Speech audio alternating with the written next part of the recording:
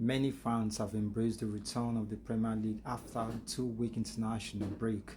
Now the weekend is upon us and Premier League is back. Early kickoff will see Chelsea take on Burnley, and guys, Chelsea taking on Burnley.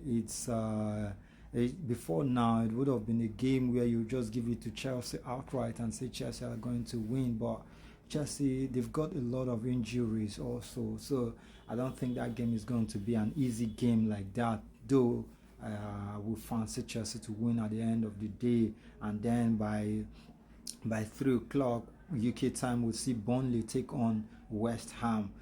Brighton will take on Brentford, and Fulham will take on Sunderland. Liverpool will take on Nottingham Forest.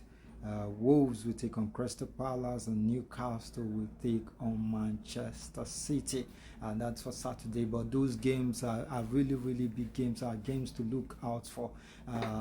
I see Newcastle getting a draw against Manchester City, and that's because Newcastle are a difficult side, even though their form of late has not been that good, and their form is up and down, it's not too good. But Manchester City, on the other hand, their form is very, very good. And if you look at Manchester City, you would agree with me that there is this resurgence about Manchester City, and people are now beginning to talk about the title challenge. But of course, they are just one injury away from the same Manchester City I used to know. That's for me, because I know if Erling Haaland is not playing, Manchester City cannot get going in any way.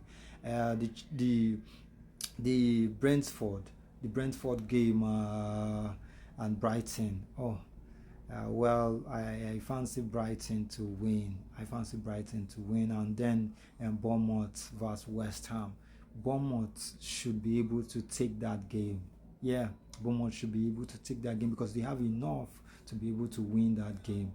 But what do you think? Who do you think is going to win? Do you think Chelsea will have too much for Burnley? Even though Chelsea have about 11 players are going to miss that game. So, but then Chelsea should be able to win. Come on, if they are really, really serious about mounting any sort of title challenge, any kind of title challenge, they should be able to win that game. What do you think? Who do you think is going to win?